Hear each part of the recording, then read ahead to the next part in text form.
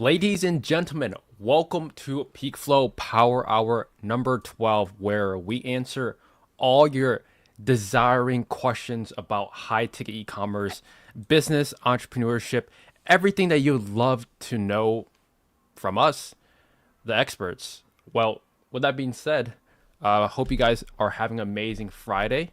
I know it is Christmas weekend, kind of. Like the next time we'll see you guys, it will be after Christmas.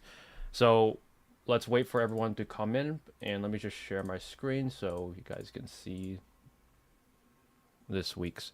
So PeakFlow Academy, we are two entrepreneurs that are pioneering education through high ticket dropshipping, and today is December 20th, 2024. So again, this is a Q&A. If you have any questions, feel free to drop in the comment section below on all the platforms that you're watching on: LinkedIn, Facebook, YouTube, Instagram, Twitter. Let us know your questions. And I have my host, Marcus, over here looking like a stud. Say what's up. Thank you, my brother. What's up, everybody? How's your morning so far? Yo, my morning's feeling good right now. It's snowing in New York, so it's pretty cozy right now where I'm at. I have the heater next to me. We just dropped, shameless promotion, we just dropped our Sri Lanka little experience, a moment. To be honest, this video didn't really, it really did come out of nowhere. At first, it was really just like, we were looking through the highlights, and then I was just looking at the dances, and then I just felt like an inspiration to talk about gratitude. Because when I was watching it myself, I don't know if a lot of you guys can relate or not, but I feel I'm very entitled. I feel like I could be very privileged. I have clean water, I have nice clothes, I have a car, I'm blessed, bro. Yeah. And Yeah. like, but that doesn't mean I don't get stressed though, and sometimes and Trevor, honestly being my partner, and it's really good because one thing I learned is like you always need people around you. No matter how fast or how good you are, a car needs two mirrors. And I'm glad I could say that, going into business, going to life, having, good people around me is something I don't take for granted. And sometimes I over exaggerate problems, basically is what I'm saying. I'll have like this one, problem, um, and I would think it's the end of the world. And Trevor's like, bro, chill. Like, you didn't even really invest too much time in it. Like, it's not that serious, Marcus. And I'm just like, That's interesting you say that because like sometimes I feel like I'm the same way. oh yeah, It goes in it's it been goes fun. in waves. Yeah, Yeah. Business is always in cycles and waves. Because good months you feel like you're on the top of the world, and in bad months or yeah. slow months you feel like, what am I doing wrong? Hmm. But maybe you're not doing anything wrong. It's just a business cycle. The So process. again, yeah, the process, part of the process. Again, part of this week's Q&A. Once everyone starts joining in, feel free to start asking your questions. Super excited to help you guys master high ticket dropshipping. We're gonna go into some of the wins for this week, starting with a huge one this morning from Tom with an $18,000 order. Tom is so funny, bro.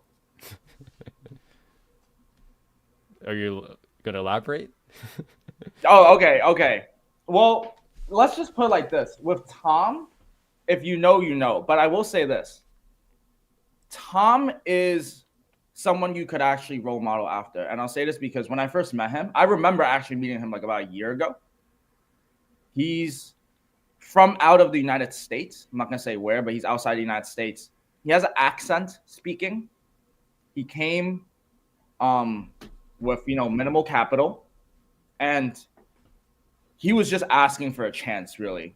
Like, he was just like, yo, what do I got to do to do it? Like, I'm willing to do the work. And during that moment when I was speaking with Tom, I remember, like, I believe you, because I think he's a fighter. Like, I think he's a boxer, MMA. Like, he's actually like pretty good. Like, he might just like, like he might just like You Knocked you out. so like I heard the brevity of his words and I was like, yo, let's try to make this happen. And I'll be honest, there were many ups and downs where, like, you know, there were even times where I honestly might have doubted him a little bit. But this guy, man, he is one of those that I just see his name all the time, Trevor. Do you see his name all the time? Yeah, he's always active, talking with the He is community. always tagging us. I think he tags us like 5 times a day. But yo, listen, I can't get mad at that though. You know what I mean? Like as someone like as like his coaches and you know, and I speak for all of our coaches inside PeakFlow, the one-on-one program, is like we're generally trying to make sure you build a sustainable business because it only makes sense for you to do it right. And I think part of, you know, for me, sometimes I see as an advantage, and I'm willing to debate on this. I just think that like my martial arts background and me being adept into just like fighting has definitely helped me with mental challenges along like the personal development with business. It's just like when I say something like I really have to do it, and even if it's hard, you break things down because even with like martial arts, like kicking and or like punching, like it's not just like you look at it, you gotta do it, and then you gotta fix it, and then you gotta get so good that it looks so natural, but it took like fucking hours to practice. So it's the same thing. Hmm. At this point, me and Trevor, we make sure it look easy, but there's also work that needs to be involved and work that needs to be acknowledged and work that Tom was able to commit to. So I commend him. Congrats, Tom. That's a great way to start off the holiday season. Yeah, quite frankly, there's a lot of work that needs to be done with Yeah. this business model or any business model in general. But the people that like stay consistent and are able to go through the ups and downs, because I know his journey was not just a straight upward trajectory. He has ups and downs, merchant center issues, closing suppliers, Google Ads, all the known issue. I mean, not issues. I mean, just the challenges that you face as a brand new business owner. But as long as you stay consistent and utilize the resources that you do have, you can get results like this. And I think he already is. I think he had like a $13,000 order previously. So this is Did like, he really? yeah, he definitely had another 5-figure order, and then some other 4-figure orders as well. I forgot because he called me Trevor. Oh, this is you. Oh, I just Okay. You got a 9,990.00 good order. morning. Not too bad. Good Uh, morning. Good morning. Good yeah. morning. Why did they change the Shopify notification to say order number now? Good morning. You notice that? I think that was a software update, bro. I think that was a app I update. I think the Shopify update. Yeah. Oh, Yeah. Interesting. But yeah, interesting. nice little 10K. Uh, and Jordan. another little 10K as well. Wow, like this week we don't have anything less than 5 figures. That's the power of high ticket dropshipping. We don't share results unless we hit 5 figure in one sale. Damn. Um, so with that being said, we got our first question. Zane says, "I have trouble picking a niche considering I'm not expert in a lot of these areas. How How should should I I know? navigate that?" So that's a good question because I'm not really an expert in a lot of niches either, but you kind of learn the niche over time as you start selling it, talking to Right. suppliers, talking to customers. And I guess if you want to learn a little bit about it, I would watch some YouTube videos, look up some blogs, forums, and even have ChatGPT explain to you how the products work. We live in an informational age. There should be no excuses. You have so many resources at a click of a mouse that you should have no excuses learning and becoming expert in a month or two. Yeah. If I could just chime in also, when it comes to choosing niches, I always tell everybody first, the first question you need to think about is like, what do you want to sell? Right. And I had to learn this the hard way because I actually spent like 6 months building like a beauty business. Mm. It's just so dumb when you look at it in retrospect, but it doesn't seem dumb at the moment. But when I first started dropshipping, I knew this guy that was doing dropshipping also, and he was doing like 30K months, and then he was selling. I knew he was selling beauty products, so I was like, "Yo, let me try to sell this makeup cleaner brush thing." But like, bro, I don't know anything about makeup. Like, I don't even have pimples. No flex zone, but like, my skin is pimple free, baby, and that shit's. It's because I honestly I don't even know what it's because. But the point is, I don't know beauty, bro, and I wouldn't make a good beauty salon business even if I could make it. Even like unless I'm really willing to learn it versus like cold plunge, sauna, and those are just so general. And I'm just trying to keep it general. But it would make more sense because I go to sauna every day. Like I know what a 2-person sauna is, 3-person sauna is. And then when you don't know, at least you have an interest to know a little bit more. And that's what a dealer is, right? A dealer is someone that knows the product, that knows the offers, that knows the catalog, the promotions, the information. So it's your job to, use that to start, if that makes sense. Mm-hmm. Yep. So we'll go over now the introduction. Now, please try to keep it under 30 seconds this time. Just for anyone that's watching and brand new to our faces, who are we? Let's start with Marcus. What is Marcus's story? You have 30 minutes to pitch to everyone. Well, first of all, I'm not pitching to anyone. Second of all, Yes. I mean, yo, honestly, if you guys want to keep it short, just watch the previous recordings. Because I kind of like share my story throughout all of like the pieces of content. It's gonna be virtually impossible to share in 30 seconds. So I will say, you guys can get a taste of what me, Trevor, and the team is about. We just recapped it in a Sri Lanka video. We just posted it today. So make sure you guys just check that out. That'd be, show mad love. Thank you all so much for your time. Yeah, and where can we find that video? You could check it out on the PeakFlow Media channel. PeakFlow Media channel. Okay. So yeah, so search up PeakFlow Media on YouTube, and then it should be the newest video. So absolute banger of a video.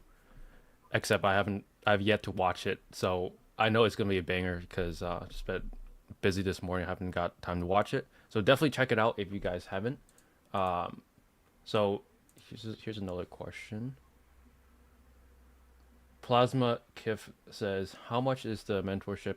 I was the one who made 400K in sales this year with Trevor's free content. So it differs per person. We recommend just applying for coaching, and one of our members from our team will reach out and discuss what would be the perfect plan, approach, or if we are even a good fit for you. Anything else to add to this, Marcus? No. Okay. Zane says, I fear setting up a website and picking a niche that then being denied by all suppliers. Is this likely, or should I just pivot from there? Yeah, so being denied by all suppliers means you did something wrong, because I have never seen that before. Or your niche is just too narrow. So in terms of your website and your niche, as long as your niche is not too narrow, like for example, if you're just selling toilet seats, and there's only 5 suppliers ever. Well, after you reach out to all 5 suppliers and none of them accept you as a dealer, then yeah, you don't have any suppliers to sell. So that's why you don't want to just sell toilet seats. You might want to sell toilet seats, but that's and anything related to the main product type.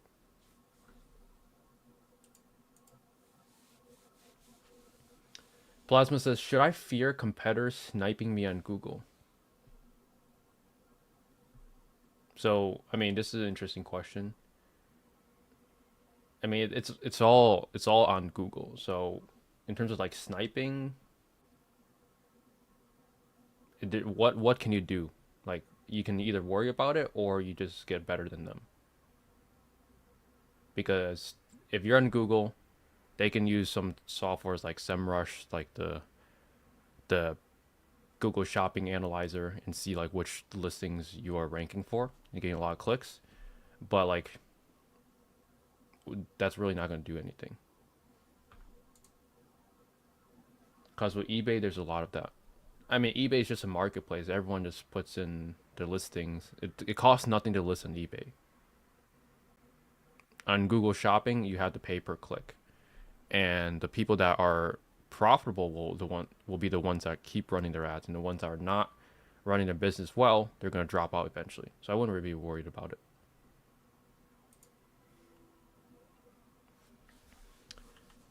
Yeah. So with that being said, again, kind of slow start to the morning, but we will do some auditing stores by the time we have some more questions coming around. So what are some good stores to look at? Let me see.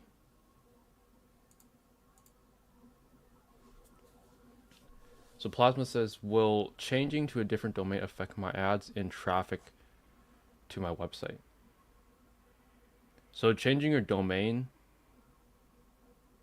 should not affect anything with your ads.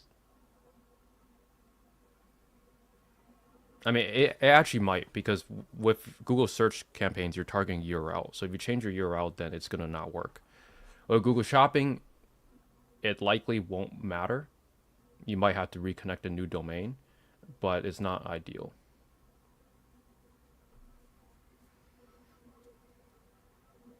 Yeah, ideally you never want to change domains unless you absolutely necessarily have to.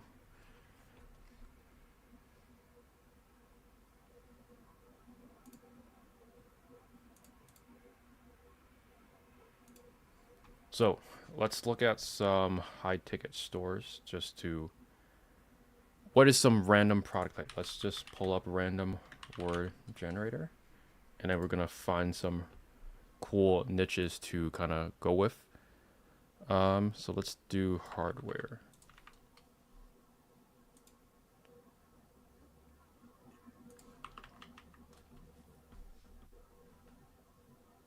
Yo, Zane said, is making the business model a full-time job likely? Yes, we have a lot of people that are honestly taking this full-time. And then even if you have a 9 to 5, you can always work on this after hours, bro. You know, it's always time. Time is what you make of it. Yeah, we have plenty of people that do this full time, but it was not easy. Don't expect it to be easy. They put in a ton of time, effort, and even sleepless nights to see it succeed, because that's really what it takes. So we're now going to show you how to find niches, because Zane was actually saying he was having trouble finding a niche. We're going to show you how easy it is doing it live. So we pulled up the random word generator, we put in the word hardware, and then we're looking at some random products now on Google. So this is like some sliding door hardware.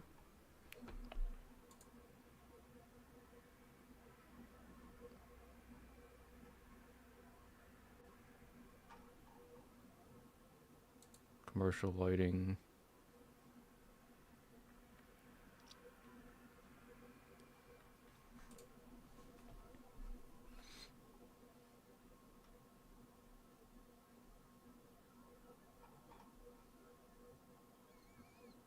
So what I'm looking for right here is I'm trying to find product types that are over $1,000 to start a store around. So I was looking at like outdoor lighting, commercial lighting. Those weren't really too expensive. These items aren't too expensive either. Plumbing. Yeah, we were talking about toilets, so let's check out some toilets, because these run like a few $100s. Somewhere in like 8,000, 2,000. Yeah, I'd say I don't really like too many of these product types because they're not too expensive. So sometimes when you don't find good product types, then you just want to move on and see some other stores that might carry other product types.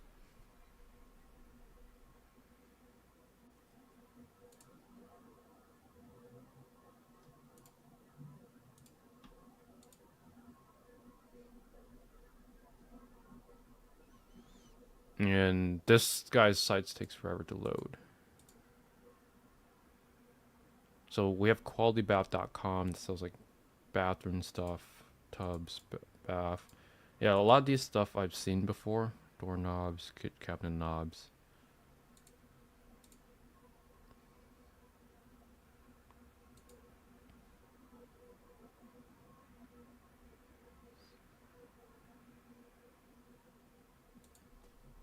Okay, so this is like commercial door hardware, which seems like an interesting niche because these are pretty expensive. Like some of them are in the thousands and they're pretty light to ship. But the main thing with door hardware is we gotta see like what's the demand for them. So Zane says I can find niches. I'm just indecisive about which one I should go all in on. Well, there's so many niches out there. There's good ones, bad ones. You also don't know which ones are good and bad ones. So at the end of the day, if you're gonna start the business, I would pick one now and just don't overthink because you're not gonna pick a perfect one, and there's no perfect niche out there.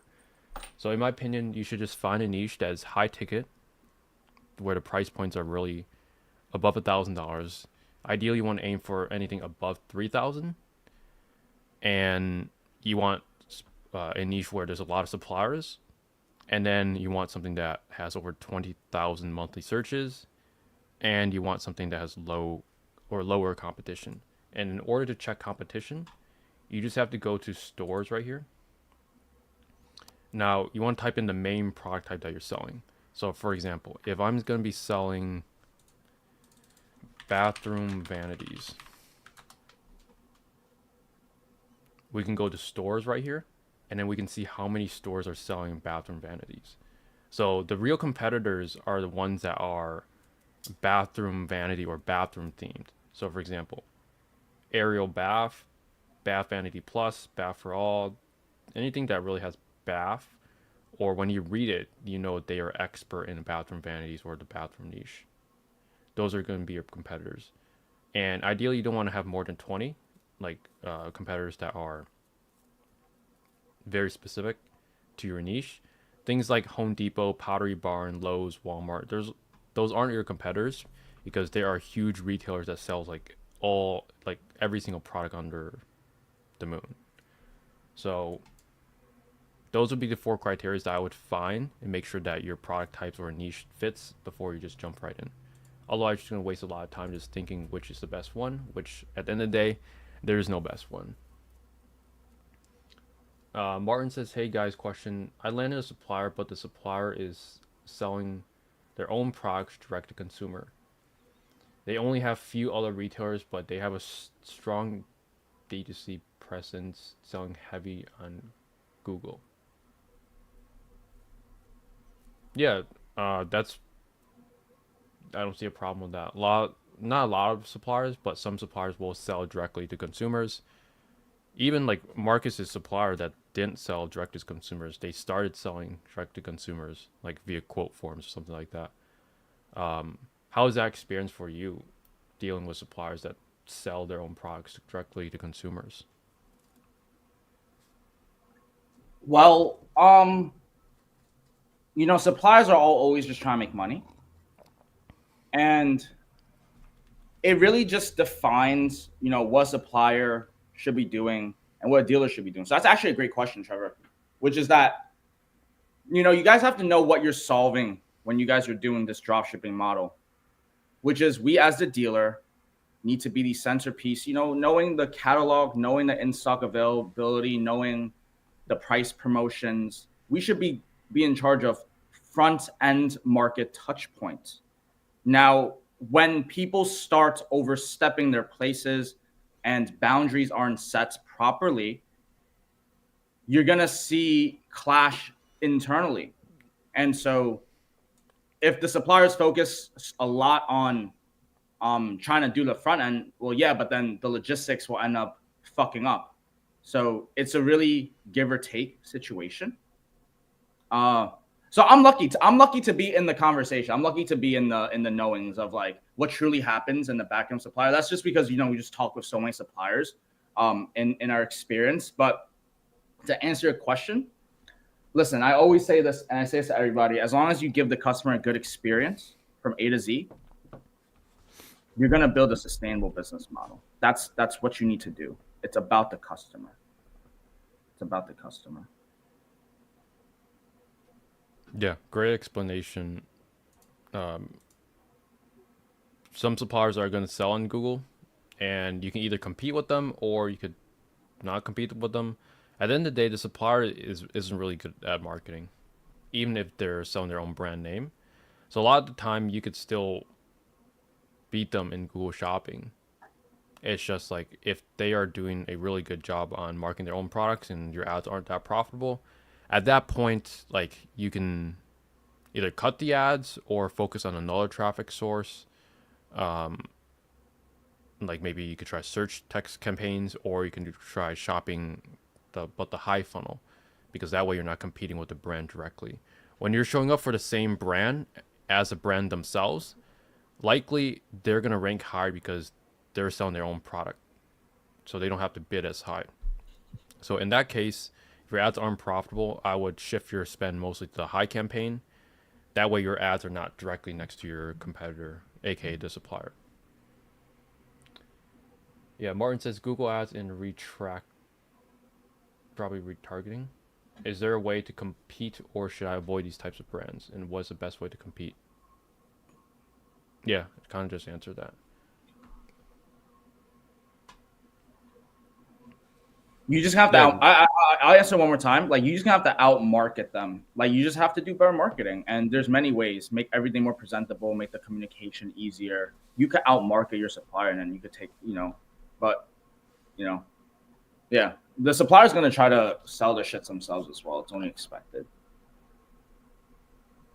Yeah, at the end of the day, everyone's here just to make money. If they could do it all themselves without any dealers, they probably would. But dealers solve a lot of their headaches. Having to deal with customers, having to do marketing, having to do returns and all that stuff, alongside manufacturing and making sure that all the logistics is handled, is a lot of things for a supplier to handle. And that's why dealers even exist in the first place. But yeah, hopefully that answered your question, Martin. In terms of like finding product types to sell, like again, product price above $1,000, competitors less than 20, not seasonal, lots of suppliers, and also something that you could consider is like how expensive something is to ship. Because I know for bathroom vanities, if you sell anything under $1,500 for a lot of these brands, the shipping costs is pretty high, where it doesn't even make sense to like sell the item. So that's something you can also consider, because shipping, no matter what, if something is very heavy, it's going to cost more to ship. If something is lighter, it's going to be cheaper to ship, meaning it's going to eat less into your margins. For example, massage chairs, those are like heavy to ship as well. But massage chairs actually have really good margins. They have like 40% or higher.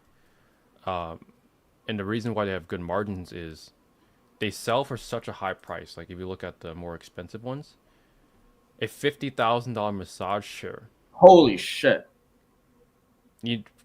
I guess, what do you think the wholesale cost for this is for the suppliers to make it?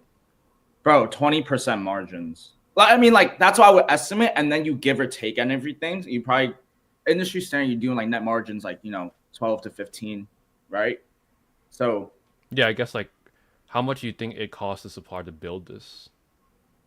Dude. If it costs $50,000 for the customer. I might get canceled for saying this. I talk with a lot of suppliers, dude.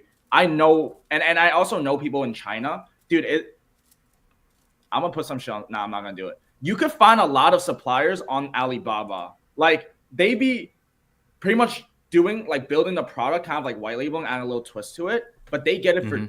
So you want to look at market prices, bro? Look at the Alibaba and then times it by like 1.2. And that's what I would estimate.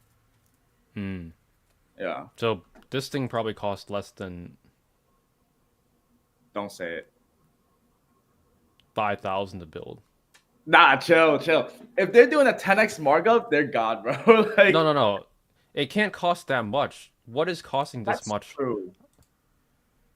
Why does this cost 50,000? Oh, gold massage arms, gold plated, gold plated. You're paying for gold. I This is refuse to believe that people buy that. But you know what? no.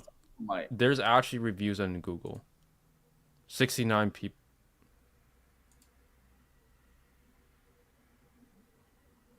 Okay, this might be a little sus. This chair changed my life. I'm in a train wreck of pain in a dumpster fire. I need a massage every day, usually twice a day. This great quality massage allows me to get that when I need it, hassle free. I love having the chair available to me anytime. No appointment or human interaction required with relief anytime I want it. This chair has definitely changed my life. I have several degenerative disc disease in my entire spine. It feels so good to get in this chair. There's several types of pre-programmed massages. Buy it. You won't regret it. There's hope yet for chronic pain, and it's called a real relaxed massage chair. Do you think this is a real review?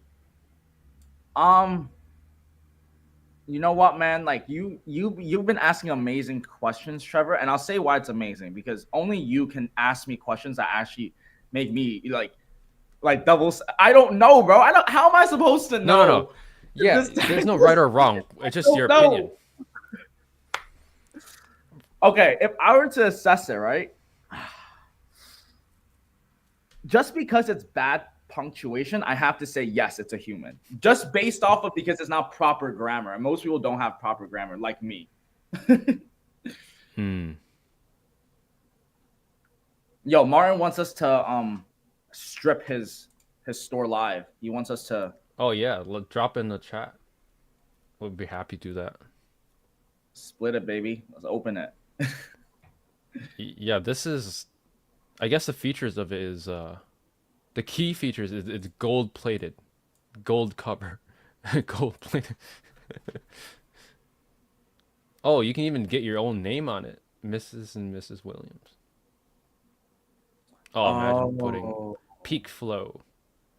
so instead of gold, it's a oh no, it's real gold. That look, bro. That shit look like Solid real, post-it. solid real 18K. It look like this post-it over here. I thought it was a post-it. Mm. Yeah, so maybe the cost isn't like 5K, maybe 10K, but yeah, people are Oh, I'll tell like you what it is. I'll tell you shipping. I bet the shipping and containers is probably the a cost that you Oh, probably want. also made in USA. Okay, maybe not 10K either, because if it's made in USA, you gotta pay the US labor costs, which is exponentially higher than overseas. There's no Maybe. hiding it. You can get a fraction for yeah. What's the minimum wage in the U.S.? Probably like $9 to $12 nowadays. If you do it Um, overseas, it's probably I don't like think so. they get $1 a day. It's quite sad. Barely enough to survive. So, okay, maybe it's like it costs them 10, 15K, and this is like special order. Yeah, it's made to order. Made to order. So the supplier's taking up no risk. They're smart. Yeah. What do you think about domain name? What's the website? If you could look at the product pages, I could do better marketing. Yeah, we don't have the website. Unless I'm missing it. On a general aspect, I've come to learn probably put your prototype on your domain. You know, make it more niche. Uh, Massagerplanet.com. Oh, I think YouTube blocks the domain name. what does that mean? Well, maybe don't put .com and just put like Oh, do this. What the? I can't even click on this.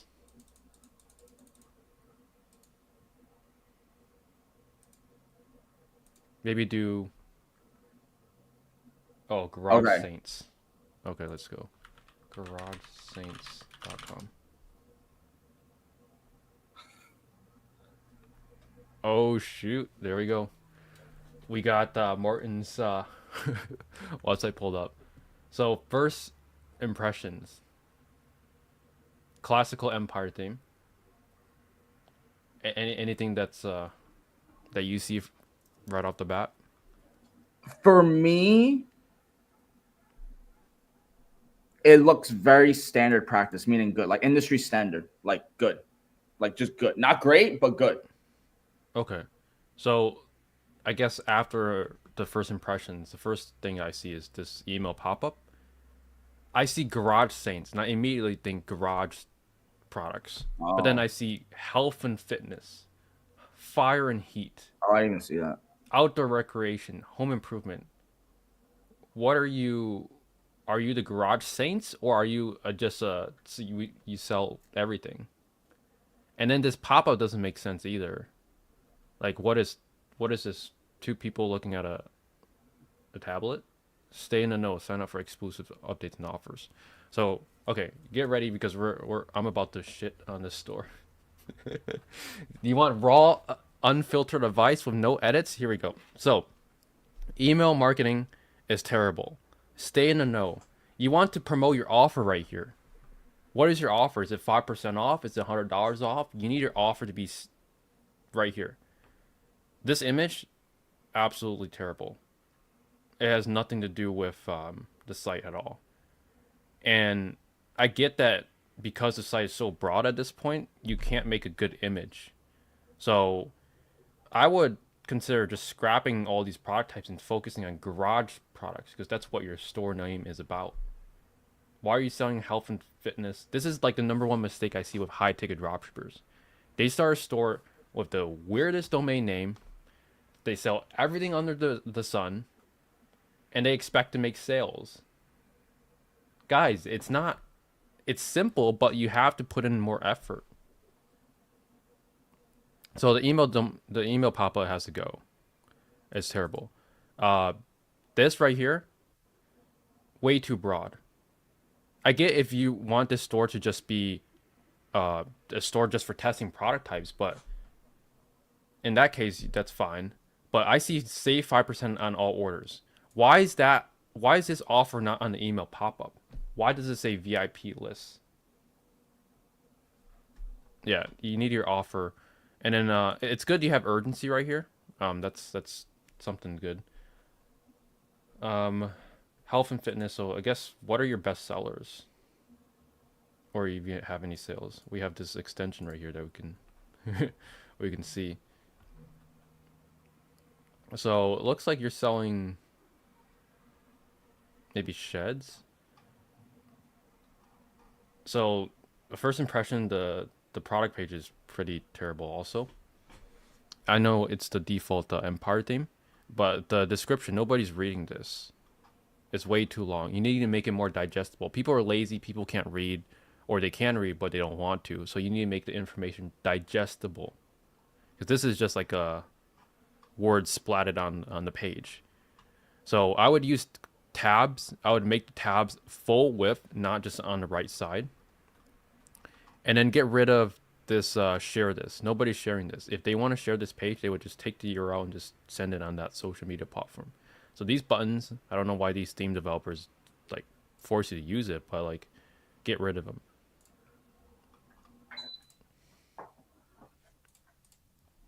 Everything else, I mean, it's pretty basic. Free returns on all eligible orders. You have 30 days to request a return. All sale items are final sale. I wouldn't promote your free returns here. I know with this brand, I actually sold them in the past. They might not even have free returns, so you just need to double check. Your return policy needs to be a tab, not something like this. Put your PalRam return policy as a tab. Rest of the site, I mean, it's pretty okay. The main problem I see is like it's very empty, very basic. It's too broad. It's not known for garage supplies or garage parts. So yeah, personally, I would just scrap the whole site and restart your niche angle by selling garage products because that's what your domain is. Or if you are selling, lots of the sheds, then rebrand your store domain to like the Shed Bros or the Shed Experts or My Shed Supplies or something like that, where you are the shed experts. Everything else, I mean, it's pretty typical Empire theme. Not too much to rave about it. Anything you want to add, Marcus? Not in terms of analysis. I would say no. Maybe probably what Trevor said in the beginning is like if I'm coming to Garage Saints, yeah, like it's crazy I didn't look at the words. I was just looking at the photo. So that's great. The photo caught my attention, but it's like, bro, why are you selling like health and wellness on a garage? Like it just there needs to be some congruency, I guess what I'm saying. That's what I'm saying. Mm-hmm. Oh, is this the Lifetime brand or is it different? No. Lifetime's another brand. That's not the gym. Okay. Okay. Yeah, that's pretty much it. And then once you rebrand the store, it's going to be a lot easier to move forward. Martin, do you have any sales? He says we have a website called Vista Lighting. Okay, we can check that out. Got one sale, had to return. My old store has sales. The reason I went with Garage Scenes is because build assets, folks said just to put any niche name in a domain and you can get crossover sales. Oh. What What do you mean Well, that's about one that? Do you way. understand? Yeah. Do you understand what you're saying? I got you. So he's basically saying the reason I went with Garage Saints is because the build asset folks told me to put a niche name in the domain so that so like let's say if you're doing like a fire electric fireplace store, um, you could still try to sell like a grill maybe like crossover sale even if you have electricfireplacedepot.com into Yeah, I yeah, get what he's saying. yeah. Yeah, I mean, Make it a hybrid I store. guess that's what he's trying to do with the sheds is even though sheds aren't really Basically, garages, he's trying to sell saunas on garages. yeah, it's too broad. You have you have bathroom stuff on the garage store. You have grills Bro, on the garage store. You have tattoo equipment. Ooh, interesting. But that's the interesting, listing, but it's just far off, bro. You know what I mean? It's just incongruent, bro. I'm sorry, fam. oh my gosh, this page Looks like it's a dildo. massive. I swear I sold this product before when doing low ticket dropshipping. These Dragon Hawk tattoo machines, or yeah, pens. Wireless tattoo pleasure machine. Hmm. Yeah, the store is just too broad. I get the crossover, and you can do it to a somewhat extent, but this is just way too much, way too far. The next site is Vista Lighting.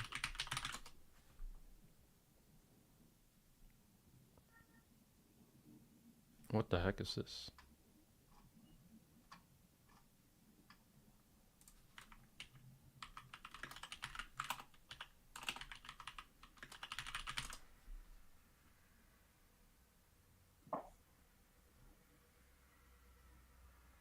The site doesn't even exist. Well, let's just say with Martin real quick. He asked like what a better name would be.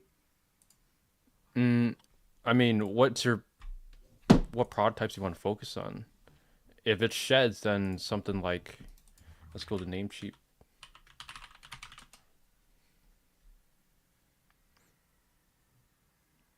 We'll get you a domain, so but hopefully nobody steals it from you. Let's just say you want to do sheds. My shed supplies.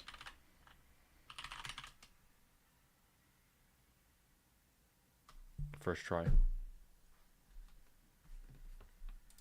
Yep. So my shed supplies is available if you wanted to niche down into sheds. I think I know a few people that sell sheds. The margins aren't great for them, but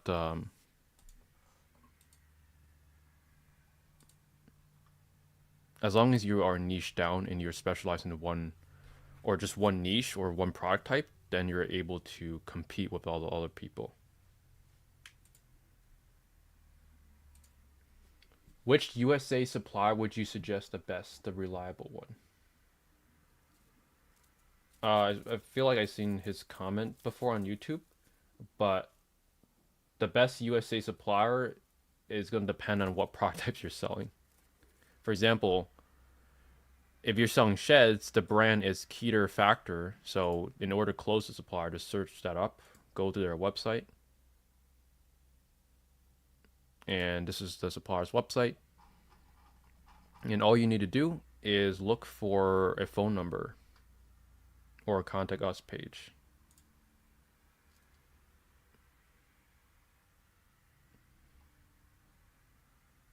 And just like that, you just fill this out and contact them to become a dealer. And that's exactly what Martin did to become a dealer with this storage shed brand. So the supplier is going to depend on what product types you're selling, but check out our free course on School. Link is in the description of this video to join that, and then you can get started with learning how to find USA suppliers for free. So it's a mock-up so far, waiting to import products at the moment for a supplier. Oh, that's the earlier store. That's the earlier store, Trev. Yeah, Vista Lighting. It doesn't work. Because it's a mock-up, he said. Maybe Vista Lighting? No. Yeah, the site I doesn't mean, work. let's not stalk this store. It's all good. It's all good. They're in mock-up mode, so it's fine. If you need anything, just let us know. Balance Entertainment. Grilled sheds, carports, maybe something like outdoors. Everyone does outdoors. It's like whenever, like a year ago, I was talking to some people and they said like, what niches do you recommend? And I recommend everything except outdoors, because everyone says the same thing. And then they came back and say, I want to do outdoors. It's like people have an obsession with doing outdoor products. It's like you should pick something that fits all the criteria. Your store should be niched down, and your domain name should be for your product type. So if you're going to do sheds, I would recommend getting myShedSupplies.com. Or if you don't want that, we can find another one. TheShedPros.com, maybe.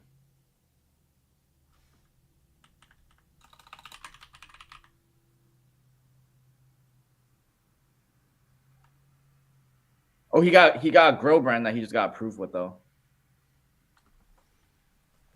Yeah. It's going to be,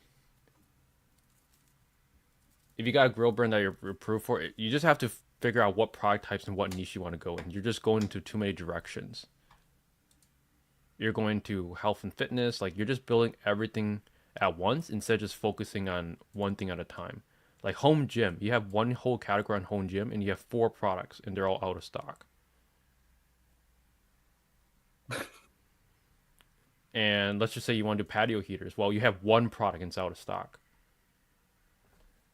Electric fireplaces, you have 5 products and they're all low in stock. So you only have one supplier for electric fireplaces. You need to focus on one category at a time, because what you're doing is you're scraping from the top and you're getting all these suppliers that everyone else can close, and then you're not getting the good suppliers. The good suppliers take time to close and are the suppliers that are, more open to dealers when they are experts in that niche.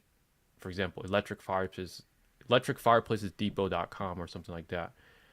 That domain would be much better to close electric fireplace suppliers than Garage Saints.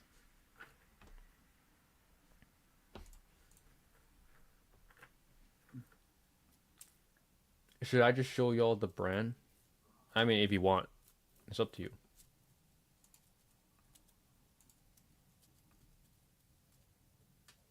Oh, Wait says, hey there, sir.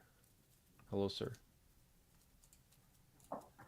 Can you all tell me if this is a good supplier? I'll tell you. I mean, go for it. Red Tech. I want to say I want to think he's saying. Oh, never mind. Ooh. What are you oohing at? That's his supplier, bro. Is it a good supplier? Is it a good supplier? Can we just tell from just this page? I don't know. He's asking you. You're asking like a You're asking a question that doesn't have any context to it. Because yes, Red Tech could be a good supplier, but we don't know unless you run the ads. Um, I mean, we can tell you what you're doing or what's on paper. All I see is the supplier ranking number one. They have a few dealers.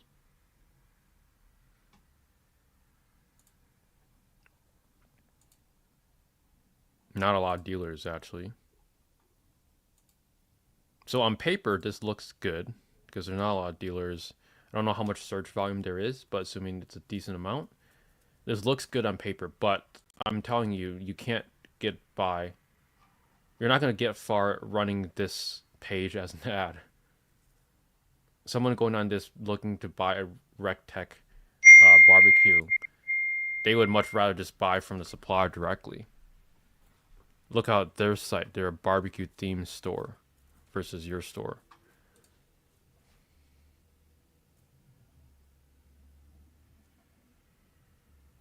Yeah, that's pretty much it for Martin's store audit. It's definitely needs quite a bit of work, but maybe next time when your store is fixed, we can give you more pointers.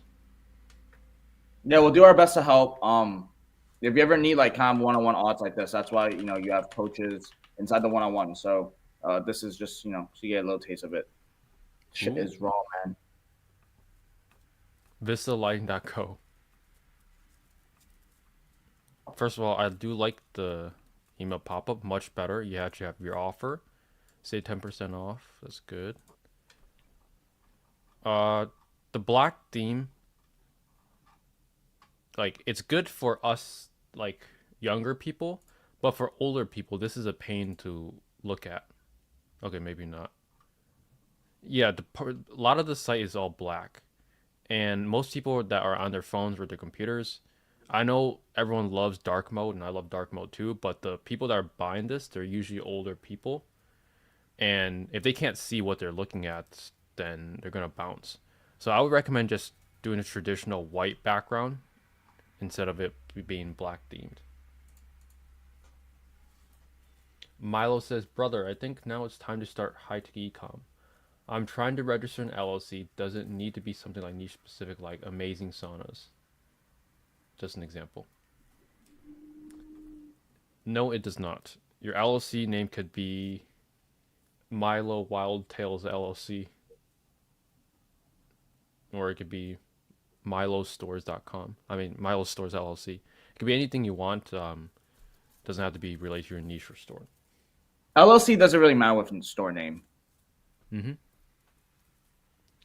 Or something could I do like Elope Global and try both low, high ticket and low ticket because I found a really good digital product I really want to test. Well, if your digital product can be sold in a high ticket store, you can use that as an upsell or like a free gift offer.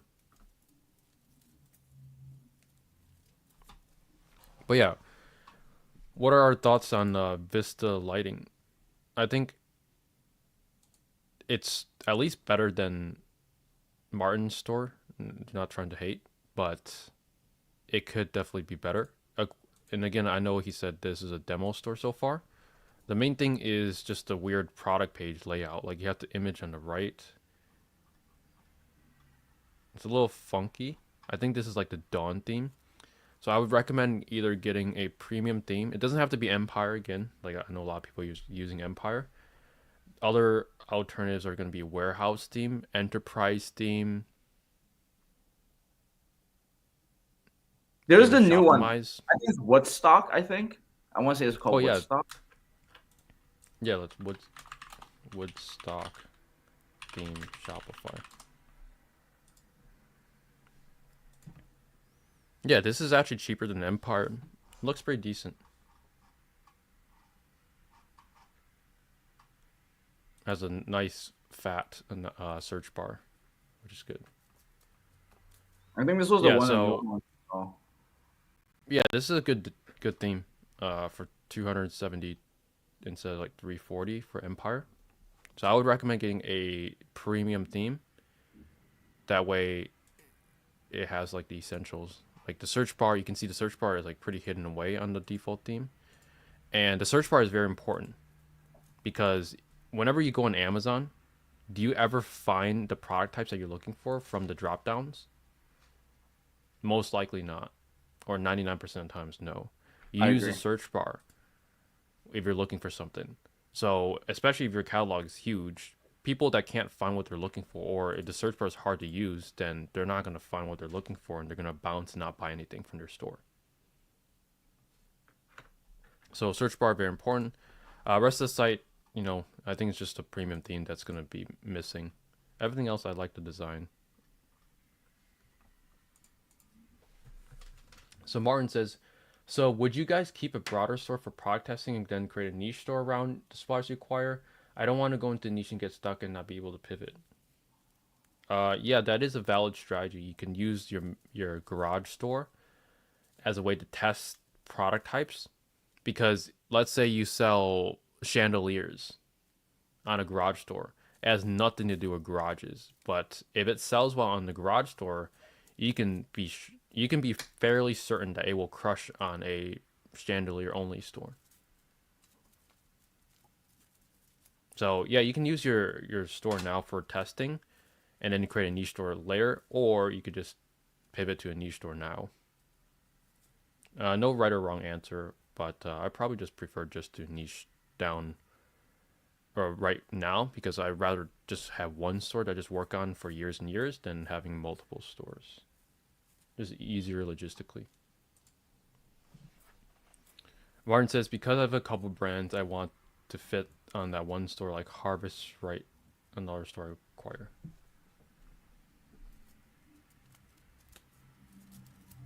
Yeah, I mean, like I said, you can either build a niche store or pivot your store to a niche store now, or you can use this to test a lot of product types and find what product types sell, and then build a niche store or pivot the whole store.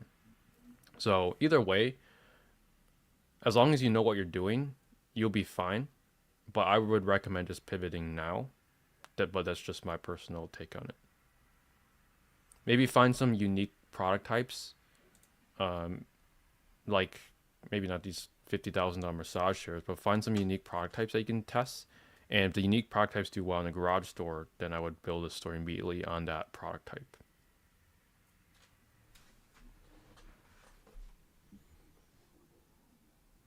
But yeah, hopefully that answers all your guys' questions.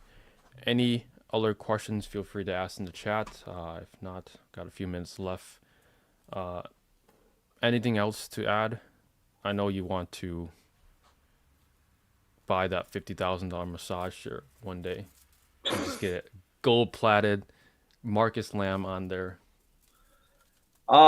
Maybe one day, Trevor. Final message. I hope you guys have an amazing Friday, man. I'll just know, even though it is a little grayer here in New York, hope you guys just kill it. I know life can get hard, so if you're watching this right now, just take it one step at a time, keep going. Me and Trev, all the community we've been building, we're trying to be here for the people, for the culture. So hope you guys have an amazing, happy holidays, man. Love. And actually, are we gonna have a live next Friday, Trevor? Is it after? Because hint, guys. Actually, Trevor, winter arc alert. Trevor is actually gonna be pulling up to New York again. Oh yeah, 27th. Yeah, so we don't know what's going on with that stuff. Yo, imagine we just do it live from the city. That'll be interesting.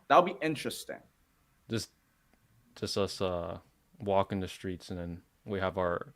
Trev, if you could set that up, that'd be interesting.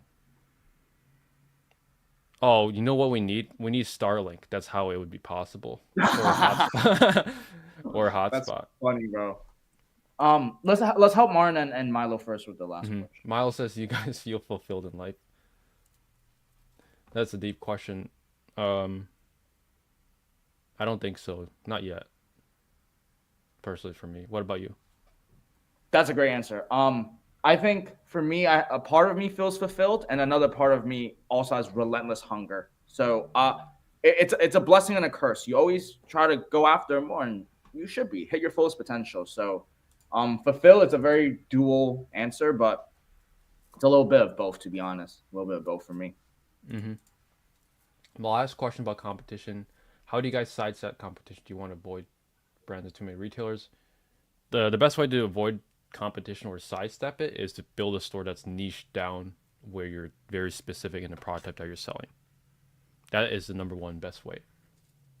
Where you're speaking to one customer avatar instead of speaking to a mass market.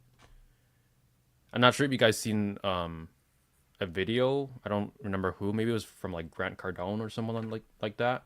But it's like your marketing should be on one customer avatar instead of mass market to start with.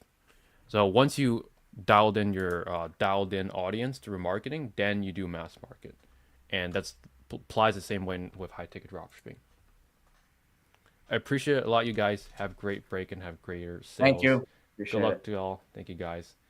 Y'all are amazing, man. Thank you guys so much.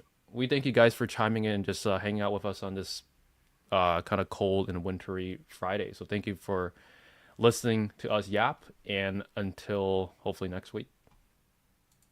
Bye, Sam. All right. Merry Christmas. Peace.